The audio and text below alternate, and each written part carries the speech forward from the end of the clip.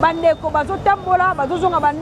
oza centre ville bon moi mutu nyonso aza vraiment alecté aza vraiment chocho donc bon moi ba OK bazo ba moto musu bazo la transport musu bazo la transport et puis marché pirate ils ont continué toujours kosalama na kati ya victoire donc za bandeko mususu awa na tongo atekaka na ete arosela kaka 18h juste ayebongo atema base na ye mo ba projet ba téléphone ezotekama et puis ba keche ezotekama babilamba bamapapa et puis biloko kolia kaka ndenge ezalaka bakamunde lepele timbama nango na victoire awa bomona baactivité esalamaka vraiment ndenge ezalaka na ntongo souvent na bawenze nyonso na butu ndenge bandeko na biso baoteka vraiment baprochete batelefone bandeko na biso baoteka baoluka bambongo me na butu na place des artistes donc mouvement oyo ezalaka na ntongo na oyo eza na poka différence ezalaka nango te na place victoire awa donc tozomarche vraiment tolekisa ya biso yango oyo eza biso na biso suka ya makambo eleki ebandeli me sikoyo nde ntango na biso lelo eza lelo don't have to wait till tomorrow poto kende liboso tia kondima likolo na nyonso po mosika towuti nini te tomoni na nyonso tosali mekoli forever grateful I'm counting my blessing my way to a begin cause eleki mingi likolo na se kolekaba ute bandeli si tobengama balongi always give thanks for the life I'm living ekome elengis like I'm watching a movie. Bonjour, bonsoir, Nabala Nyonso Yabiso Podcast. C'est moi votre humble servante, El Mara de la presse, Yamoukousse, Makike Bele. Entre Mali, la plus courte, après ce message qu'on benga la Maradona d'Afrique, toujours dans le milieu. Na gauche, je vais émission, je remercier ma boss, Nabiso, vraiment, Bisika Bozali. Mon boss est Ronu Malundama, boss Yannick, sans oublier notre boss, Checking la Londres. Pourquoi pas nous remercier directement? Bah, s'abonner à la chaîne Yabiso Podcast, le la famille Matula Mobimba, Mabote Bele. Sans oublier notre maman chérie, mère boss, maman Tona Motea Bobo, toi soutenir à bas, la prière, la motivation, notre maman Laura Matui, la maman Laura Chou, Mabote Bele, Bisika Ozali, pourquoi pas? Mais remercier Batou Bazala vraiment, ceux qui t'ont lancé l'émission, la biso, Komatarango, Laikarango, Batalakango, Banda et Bandelikino, na Soukani, le Bakaka. Notre chaîne est la chaîne des actions pour le soutien du peuple. Dans notre chaîne, nous sommes vraiment. Tu as collé la bonne boutique et nous sommes là. On a repris la bonne boutique et vous êtes raté. Vous contactez Bisso na numéro et ça n'est pas de cash. On a vraiment la bande de cash. Nous avons repris la bino. Voilà très chers amis internautes. Donc maintenant nous avons na Katia, commune ya Kasavu, la frontière na commune à Kalamu, précisément na place Victoire. Donc nous avons ça qui bino vraiment. Tout ça là qui découvert vraiment quand tu as la réalité et passera na tongo na place ya victoire place des artistes donc et tu m'as bon pour le week-end na bisa rabino que tu reluka to ya pour la butu total la nini makambo et c'est passera pendant la nuit donc nous on a TV za radio te tout ça bongo na place victoire oyo et sangisaka vraiment bana Kinshasa mobimba oyo ezaka vraiment et sangisaka ba commune presque tout bana changu bayaka awa moamba bayaka awa lukunga bayaka et funa donc ba différentes communes bana masina bazalaka awa njili bayaka bana kimbateke bayaka makala bayaka bumu bayaka selemba bayaka bandalungwa monga fula tous les 24 communes vraiment toyaka na place oza kitalatala ya capitaine na biso ya Kinshasa nezanga ba pays nyonso bazanga na belembo na bango ne biso pe na ebisa biso déjà na émission wana ke biso na biso na place victoire ezalaka bongo ekeko wana vraiment omoni oyo ete maboko wana oyo ezalaka pe soki bandeko na biso baartiste bao basalaka pena art na mboka na biso soki lelo arrivé ke okufi ozalaki artiste oyo azalaki ya monene oyo asalaki mingi na kati ya culture et art bakotia kombo na bongo na place des artistes donc j'espère que bomona déjà mouvement ambiance ndenge ezalaka pendant la nuit bandeko bazotambola bazozonga oza centre ville bon moi mutu nyonso aza vraiment alecté aza vraiment chocho donc bon moi OK bazo ba moto musu bazo la transport et puis marché pirate ils ont continué toujours kosalama na kati ya victoire donc bandeko mususu awa na tongo atekaka na ete arosela kaka 18h juste ayebongo atema base na ye mo ba projet ba téléphone ezotekama et puis ba keche ezotekama babilamba bamapapa et puis biloko kolia kaka ndenge ezalaka bakamunde lepele tumbamaka nango na victoire awa bayaja etumbamaka nango na victoire awa nasalangonga moko te je suis avec mon caméraman je suis mbungu oyo totambola naye vraiment tout beka kolekisa bino, je m'excuse. Tout beka kolekisa bino, nini ambiance se passera na place Victoire pendant la nuit. Bino au na TV za radio te. Donc ya face wana eza el ya matonge oza kati ya commune ya Kalamu et puis place oyo toza na zone oyo eza bongo commune ya Kasavubu. Donc na saluer ba Kasavar place de Sobozali. Bonjour mon activité vraiment et ça la marana place Victoire. Bon mon activité de ça la mara vraiment ndenge za la kana tongo souvent na ba wenze nyonso na butu ndenge bande on a biso ba teka vraiment prochette ba téléphone bande on a biso ba teka ba luka ba mbongo mais na butu na place des artistes. Donc mouvement za kana tongo na o eza na pour la différence et za la na ngote na place Victoire awa. Donc toujours marché vraiment to la sabino ba vie réelle. Bonjour bande mosusu ba temi ba re de bus transport tel mais ara passi et puis surtout bande on a biso ba fanda na ba changu wana vraiment ba préférer na oser ala bango ba transport. Donc transport boya et comme quand même moi passe nezalaki ba sérieux bima que za na ba succès wana ezaki héros déjà on a plusieurs transports et kelemi awa pona kozora ba tout que za na 500 francs mais depuis moi comme comme ça na mboka comme difficile ne bato moto pe bazwa kopi na bango ya kozwaka bato awa bana Victoire 6 chango omona 7000 omona 5000 musumu na prix na e. Donc bomona ndenge pena place Victoire ezalaka vraiment na moi vitesse. Donc ne momoni loyenge oyo ezala place Victoire oyo ato ye 23h ozalaka bo ato ye 01 ozalaka bo eza place moko boye kaukaka te. Donc bandinga ripe ba comment ça ba yaou donc yango ezoteka mape awa. Donc tout ça toujours ba réalité ndenge sara awa na place Victoire na butu. Donc tout ça toujours na ngambu ya commune ya Kasavubu et puis n'expliquer bino na elle wana eza commune ya Kalamu bisika awa moni ba commune ndima kolo yesu ndemo ne okobika eza place oyo babengaka yango maison de la oyo bandeko ba créer idéologie ya kosalaka ba bible kosalaka maloba oyo Nzambe atikelaka biso na mokili. Donc soki olukaka ba livre oyo eza ba cantique na kati ne batu nyonso bayaka kosomba ngo bongo na maison de la Bible o ba surnombango pona biloko batera na kati fasidaka pe bandeko bakomi koyeba mwa connaissance ya parole oza na facilité ya kosomba Biblia na yo bandi ko méditer yango po nyonso ezala bien. J'espère que bomona activité le sama ma papa ils ont été ba sandales ba chargeur na ngambu kuna. J'espère que ma maison ba pareil tout le monde ba tekino non sur ma téléphone sika roya mais eza et ma bezani le mal c'est quoi bisika otozali c'est ba air otoza soki oza vigilante ba miyibi baza tellement ebele awa ba yiba ba sac ba kata no ba periki ba pikolaka ba maman ba jouaka ba tout ba téléphone et puis ba frappera pe batu na plusieurs façons le col ba téléphone ya kwanga auto benga ba terme. Donc awa soki vraiment la place Victoire oyebi Kinshasa te o balobaka ba kofongola misu na ngonga muke au outil intérieur sentiment na mona place Victoire la divagation vraiment ba ko baisser le rambala suka. Donc on la savoir la réalité vraiment né na lobeka bandeko o baneko zela mo caméraman ko avancer muke bandeko baneko zela transco. J'espère que les transco ya liboso to moni yangwana parce que faut mona ne ba wale la rango parce que transco ezalaka na mwa talo muke omoni ba poisson ba tumba ba kamundele ba poisson to tumba madon za pena place ezalaka mwa chaud parce que awa omona mwana matete awa okomona mwana lemba awa okomona mwana mutu momo bomona kaka la place Victoire bokutana parce que la place moko boye donc très cher à mettre internaute et la place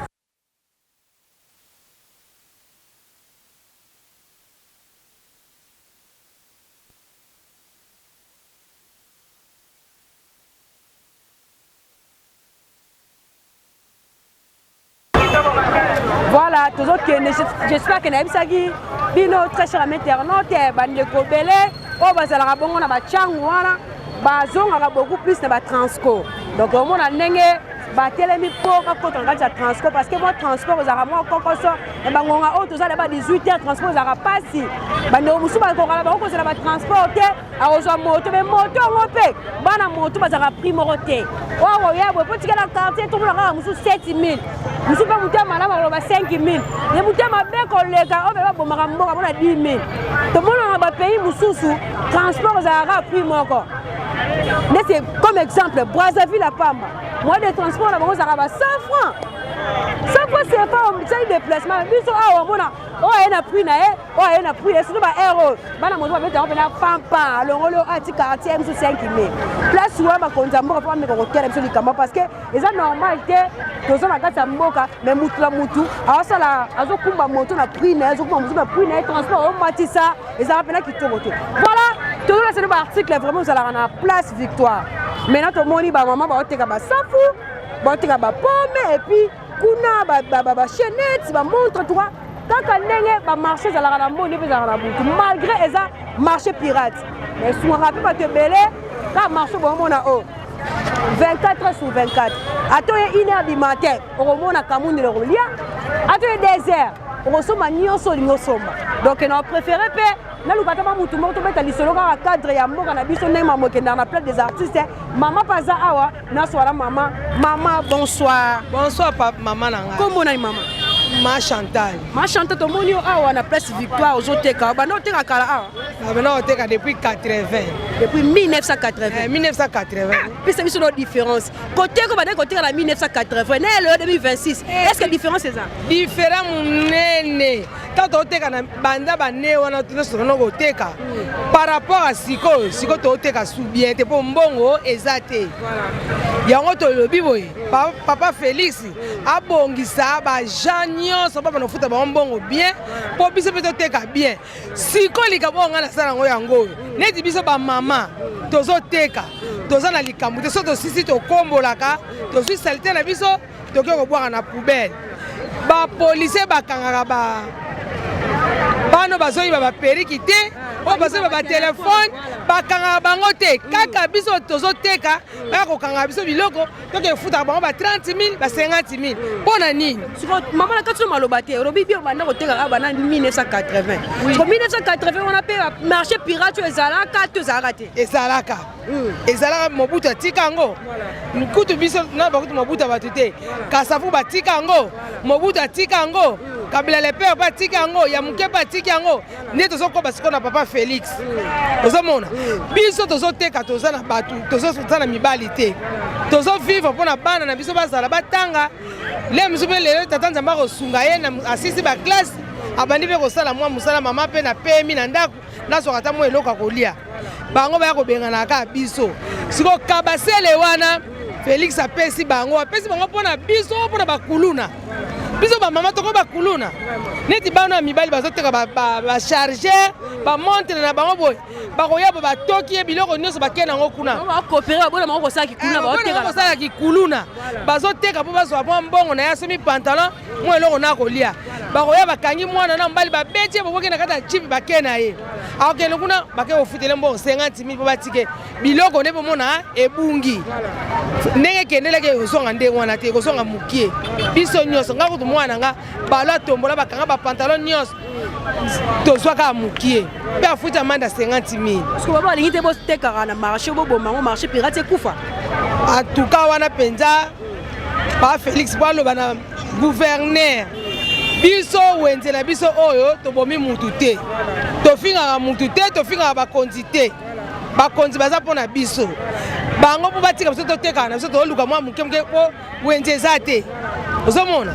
tozoteka tofutaka taxe ya leta mwa tike na biso tofutaka batika biso totekaka nde conseil kanga na kopesa kabasele basalaki yango mpo ekangaka bakuluna ekangaka biso te biso bamama ozomata na kabasele mona lipute ekweyo ke nakoso te mokonzi mosu ayaka awa aza kosomba ne biloko akuta makambo wana ayaka benda bika na bataka basele ku bakimi biso totekaka tolia tobomaka mutu te toteka mpona toluka bana bazala na vie ya bien toboya bana so bakoma bakuluna tozoluka moke bana so baza bien bano bazokoma bakuluna mpo bamama na bango bayebi koluka te soki amoni lelo alie te lobi alie te mwana na akota na kuluna te akota na kuluna ayokela biso mawa biso bamama tozoluka tozonga nsima babene so tozonga nsima tozonga nsima tozasu na prince te tozonga nsima ayoka biso mawa biso bamama totekaka mpo tosunga bana na klasi bango batanga na baprivé batanga na bakola leta te o ofele te batanga na baprivé tozomona tozobundana kaka malembe ayoka biso mawa atinda nde bakabasele wana bakanga nde bakuluna nde bozala bokomona bango nde bakoleka-leka nde bakoleka-leka bazoyiba bato batelefone bazoyiba baperiki soko oke kobenga bango bakanga bango te ata bakangi ye botongo okoma kuna moto abukisi eloko afuta mandi mwana na batiki ye. Merci maman, message a bien partagé voilà très cher ami internaute nous avons vu bino vraiment place victoire oyo basala na ngo ba jeter na tozali soki osimbi sakosi na yo malamu te okangi poche na yo malamu te obateli telefone na yo te bakoyiba yango. Donc ils ont la batou bana ba miyibi ba faze o bazaka da ba umela libana na balabala ba komela ba yiba ba sala be paka omona mutu musoza likola moto ba pikole perrique omona mutu to tambola ba kati seki e moto libena mwana mwasi leti ngamo ko pela na mona pela fimo to mata pela moto moko to kitabo pa nga ba pikole perrique ba kilebi bana wa kimela omona na bango wapi omoni ma be do pays o kata makada ba munela ba tuta donc là soit vraiment qui moyibe bana kala et puis à l'époque pesa la rango bana poto ba diaspora webi place victoire les arnaud kana ki moyibi pour changer ça passe ki moyibe ko sila rango te pour ça dans rythme donc tout le sabino toujours ambiance se passera vraiment na place victoire pendant la nuit maman le belo romoro a zong sibiso le bi que la 1980 baba naka koteka na marché pirate au zalaka donc c'est que pena wenze o eza wenze mo yebani nango eza wenze déjà batu presque tout bamba yeba mo la kete zo na butu vers 19h20 na ko soma na biloko na place victoire donc mon abino mo ne pena transport za rappel moi passi pardon transport za passi vraiment bisi yango mais ba mata tantôt baza ko hésiter bon même sous pour na prix parce que bino déjà ba chauffeur ba mo ko ba prix par rapport à ndenge bazaleli botala siko souffrance ya boye botala siko ndenge batu bazo welela transport na kati ya centre ville na victoire na passe pema quand ba wela bongo musu pasa na zane moyibi mwende rare boye pa ayibi loko voilà maman yo bakse zali na nina lo baboye awa na victoire na biso toza na société toza na district eza ya kokufa district eza ya kokufa ba bureau nyonso ba société botiawa ba policier bazo sala eloko te policier azoya pona kokanga ka recevoir abotola ye mbongo po akanga yake nene na bureau kuna ke omatisi transport pona nini bandeko bazo souffrir bataki ngasanyo bazo souffrir transport 3000 4000 kanga recevoir ke nene na bureau kuna ofutsa ba futsa mandi kuna bango ba kokanga recevoir ba kene na sima kuna ba botoli mbongo nyonso batiki yake wana la police eza na Kishasa o tozana la police te na victoire awa tozana la police te bazo ba la police ba policier nyonso bazana victoire batina bango na mboka bazo ya mboka batia awa poso ba c'est bon te pasi kaka. Voilà, merci beaucoup maman, merci beaucoup pour le message vraiment. Maman le belo moza très capital vraiment. Les lo moza très capital parce que ba ndeko yo ba telemi na arrêt du bus o ba ke ba changu baza très fatigué parce que ba uti ba misala emso bi meki ndaku 6h fozonga ndako ke kipe emso bana ba liete mais aroya su na arrêt a telemi transport ezate ba chauffeur ba roya mais chauffeur na prix na e atala emso calcul lobi na tongo fatigué na bana monga ti d'ailleurs ça pena ki torote toujours na victoire c'est la réalité oh bah ma papa maman to lataka ba ndeko bazo teka bazo coopérer toujours ba nous vraiment savoir vivre moi article 15 le baka bon bon ko yiba donc oh eza victoire ya pas si ka ezali eza zone moko boye et ça la nga passe parce que beaucoup mona pena maman mo pena ba wala le transport ba wala transport garçon mo bazo coincer maman na uta ko teka niba mama bakanga mwa saki bo na seli bumwe pa ba benda yango garçon bo mo nga mama li ba yeba mo na suti mama bange dans moko mutarasuna bazarasuna mawate to mo vivre sans pitié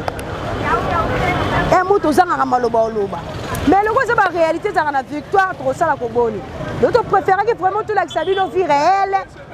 la réalité c'est pas ça la victoire pendant la nuit parce que tu vas dans pote bobi qui botika victoire kala ba diaspora boye ba souffrir ba ramener c'est pas ça rapena souté donc tout le baka ba commentaire mata ba commentaire mata bo zapete toujours la sabino toujours tout le baka la boutou peut me le relier te la mara par-ci par là la victoire aux agi pena référence même na film ya la vie est belle bon mon arabino mo ndé cours na ko teka ba kabri ezaki wapi na place des artistes na victoire ezabino ko ya sigezate nyonso ezalaka nango déjà ezozala pe ekozala kaka bomata ba commentaire toujours la sabino pena ba réalité o c'est pas ça na victoire pour bo sepela vraiment le gars bo s'abonner na chaîne Yabiso podcast merci beaucoup très cher ami Babona biso nyonso ya biso podcast on est toujours là pour faire découvrir bino comment place des artistes pendant la nuit ne ba ndeko vraiment ne ma ambiance c'est pas ça ba transport les toujours n'annonce na ngai nito bakaka ba congolais ba bimaka msu ntabimi tongo na ndaku na pourquoi déjà façon na ndaku mais difficulté eza mingi place eza bongo ma metali transport et puis sans compter marché pirate vraiment babilo ça côté kamanango comme c'est comme si nous en attendons mais déjà pendant la nuit bambata moto bazawana et puis ba moto 3 pneus yango wana sali enfant station bon na ba article les autres kama parce que déjà marché pirate ici est fanda nango et c'est bazar je ne sais pas ce qui bakonzambora bayeba ngoto bayeba ngoto mais c'est bayeba parce que victoire ça déjà qui talatala nzela oyo mutu nyonso alekaka mutu nyonso utaka libana mboka a préférera koya ko rendre moi visite place des artistes oyo ezalaka place oyo et puis ça rabiso moi notre capitale vraiment on a bino moko c'est une activité ça la mara c'est comme si tu en as biso tombe tout ça pourquoi là ça victoire ben le baraton ezala raté mo ezala raté Boutou ezala raté mais so yele ti a vers 22h 23h na station wana eza bande on a biso mingi bato moto mingi ba ya Kinshasa bana bande côté balala na station bon mona pena muta parquer moto na ye alali likolo nango eza ba réalité c'est pas ça à la victoire parce que ici au temps la moi mingi mo ba air mo bozonga pe mo di ni bato moto balala ka boya je peux te faire découvrir Ramona ba diaspora bana poto tantôt bokenda pe mikili botikaka ba moto ndenge eza lelo te parce que ba série ba diaspora bele bana poto bokenda mikili moto za ki kaka poza na moto faut ça na compagnie mo ba moto o elela ba mbru wana na boso ni kombo na ngwa mo sela nga kombo na commentaire donc ba mikolo kombo na ngosko wenze siko vike musuba ya bana ba famille te balala mingi na ba station o eza na victoire pour le centre ville na tonga luka moi mon okale pour a démarrer et puis côté déjà le bac on a émission de ko la banque oyo ezara maman événement ça la mara ah o biso stoye biango ba ko beta sur sur les et puis bon on a bino moko ndenge pela ba étranger pe ba évoluer na côté ba article la bango lokola ba yaou te ga ba ça ba wara da biso ba kinois to ko ba na idéologie on liara biloko ba pays nyonso ko liara biloko to uta ba presque ba pays nyonso ba mboka nyonso lokola ba ya ba wara les arabes kitoko et puis ya la pas tout ba saucisse on les a rythme mboka na biso ça pendant la nuit parce que saucisse à moto wana bana poto soko mekango ero batilo ngoni tunguru na kati mo piment est terrible biloko na nyo na mingi na victoire mona moi ndeko musa uti na fait lista la meli chupa couloir aza soulé ali notre transport azo mona bien c'est on va miso mo saucisse a wana azo mo saucisse moi pilipili za la grignoter aller d'aller bon maintenant to la sabino vraiment ambiance c'est passé à la victoire pendant la nuit bon mon activité de ça là vraiment minga ko lobeza ti na habité na Londres bana Paris bana Bundesland bana Suisse boza tellement belé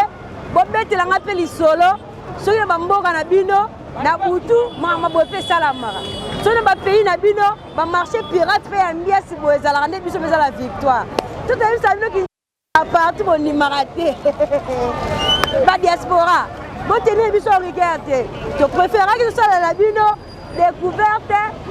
ndenge nini ba réalité c'est passera pendant la nuit na place victoire donc moi bien ces appels qui toko donc ya binga koloba ezate ah eza plein des surtout quand tu as va couloir ba oche vous d'ici inara très cher à internaute donc bon on a place des artistes ils ont entouré beaucoup plus na bateau yo baté kaka eza marché pirate kuna ozoba proche de ba téléphone kuna ba sala rapide ba signe blanche kuna baté kaka ba pomme on a bino ba boudin ma papa pour le ba catch na place des artistes ezali mais la carte il n'explique qui bino les places où on aura ba artiste on ba sala fierté ba on ba sala la fierté à na bisote à Koufi ne pas comme on a place oyo bomoni loboko etabo donc la mike bana mo tongi bana molo kai ba se retrouvera beaucoup plus na place o abe ngo ya biso oh ne ma tongi o ne kalamu mais la place o za pour la vérité ya biso nyonso ba congolais to kena bana mboka ba diaspora place o ça la biso to zala ke RDC mbe ka za Kinshasa so oye place des artistes était c'est oye Kinshasa de place oyo place oyo soki otie lokolo te ezoi visite ya Congo otie lokolo te soki oyaki no Kinshasa te parce que oyo nde eza kitalatala na biso eza place des artistes eza place victoire yango place oyo fo ezalaka toujours propre koto oyo makotali esalubrité nde bakonzi bameka kobongisa parce que soki otali nesi baplace ya boye vraiment victoire ekozala boye te victoire ekozala banorme boye te mais de totier point d'interrogation comment pour bakonzi ya mboka bayebi nini baosala pour que victoire ezonga nde ezalaki à l'époque parce que différence ezali na place oyo bozomona oyo à l'époque ezalaki boye te basera bayeba baprésident basalaka mwa parcours mpe na mboka oyo nakotanga nesi baprésident Mobutu baprésident Kasavubu ezalaki boye te mwa mboka ekomi mwa ndenge mosusu mais notre président Fachi Beto mpe aza président oyo a changé mpe mwa identité ya mboka ndambu par rapport à la commune mosusu omona bapresse ekoti makambo abi ekoti biki ya koluka mpena bameka kolola baplace ya boye oyosala mpena kitoko te basali te batusa mais baplace opo ezalaka toujours nauti komona la fois passé ezalaki bapanda pendant bazere lokwa ba 22 heures okomona bandeko na biso bakini bopeto bakombaka mais nayebi te mikolo so baomeka komba kaka ndenge ezalaka donc ndeti ngai kozakisa bino tv eza radio te bana poto ba diaspora bana partout dans le monde tous nos abonnés de notre chaîne ya biso podcast biso lobaka chaîne des actions pour les soutiens du peuple donc to répéter les sources toswara bana bitike la chaîne na biso vraiment tolianga na bango tolala baorphelinat bandeko mpe balingaka lia bana bitike boesitaka te bocontacte biso vraiment na bande de case numéro na bande de case vraiment nzama kopambola bino maintenant tolingi tochute na biso toyaki tofaire découvrir bino comment na place victoire ndenge ambiance elekaka na butu tosaleli bino yango déjà po tosepelisa bino tolobaka ti mpe eza radio te biso so bino émission tozalaka obligé ya kokita sur le terrain tozalaka obligé ya kosala yango mpo toganye toujours confiance oyo togania epa na bino baboye na biso ya biso podcast tozalaka bana misala na bino nyonso bosengaka tosalaka mpo na bino maintenant toyaki kolekisa bino baréalité oyo sepasaka na place victoire j'espère que bomoni yango nazali bongo nga moko te j'étais avec mon caméraman Josué Mbungu mwana moke bangenge na ye oyo tosaline vraiment petite découverte oyo mpona ofaire découvrir bato ndenge nini esepasaka na place victoire pendant la nuit nayebi ke bana poto badiaspora bana partout dans le monde bose retrouve mpe bosepeli na place oyo botika parce que eza bandeko mosusu bakenda poto babetela ba 50 ans batika koya Kinshasa te mosusu ba 48 ans mosusu ba 30 ans mosusu mpe abeteli mwa 2 ans mais ntango ofanda libanda mboka omonaka mboka echange ezalaka bongo so deja otiki mboka ata mwa 4 mois 5 mois so oyo omonaka mwa mo espace mondeli moke omona osu monene ezalaka bongo peut-être tout la Brazzaville un moyen qui sont vraiment différence donc to faire découvrir bino vraiment place victoire oyo botikaka à l'époque mais ambiance ezokoba kaka po tozali kaka ekoba kiaki moyibo oyeba na victoire ki moyibo esilaka te eza kaka baperiki bayibaka kaka transport ezalaka kaka mpasi marché pirate ezalaka nango kaka rien ne change voilà esali plaisir vraiment na bato tout bazwa temps ya olanda émission na biso ya biso podcast biso betaka 7 chaîne ya biso podcast eza bongo chaîne YouTube ntango s'abonner na chaîne lingaka soki bémission ekoti obandi kotala émission bande bandekino na suka et puis okommente olaike opartage yango esalaka biso mpena plaisir ya kosala bino badécouverte ya kitoko wana remercie mbala moko babosi na biso vraiment oyo basalaka biso po tozala mobosi Roni Malundama mobosi Yannick sans oublier notre boss Checking na Londres, pourquoi pas na remercier directement famille Mathieu la mobisika bozali na biso bambote ebele ni lobaka kaka Maman Laura Chou motema ya boss live notre maman boss mère boss maman ozaka na souci na biso bana na ye maman akonseillaka biso motivaka biso na nyonso vraiment wana na nsima ye namoni bongo maman Matukoti mi amore maman Matukoti vraiment mwana poto ya ntongo sans oublier ma base na nga ceinture na ngai lokola Gloria Gonde de la fille en couleur Igor Suprême Aigle sans oublier ma grande famille Mialou ma grande sœur chérie Keren Mion en Allemagne Tichi Mion à Paris Sephora Mion ma petite sœur chérie pourquoi pas na Céline notre cadet Andy Mialou et pourquoi pas na pisa en botte na mon vieux Agomaka na France na Paris conteneur à Bilamba sans oublier mon manager privé Murphy Ngamaba Boza tellement ébélé on a salué maman notre réalisateur de Salah Masola réalisation donc Bambo ébélé bisiko Zali la vie Bambo va tout vraiment les autres on y a déjà bana poto ba yoki donc voilà vous êtes tellement ébélé vous continuez toujours pour ça l'exercice pour s'abonner à la chaîne tout ça la plateforme et tout au Betty la chaîne YouTube Yabiso podcast au s'abonner au Instagram au Betty Yabiso podcast on a page Facebook au Betty Yabiso podcast on a mis sur TikTok on Betty Yabiso podcast abonné ou abonné na biso bono bili na biso ba émission na biso ya kitoko tout ça ba découverte yo ba kaka soki nanu na kufite soki pendambe azongite ngai na bino to kokutana à la prochaine émission quant à moi je vous dis bye bye bye bye bye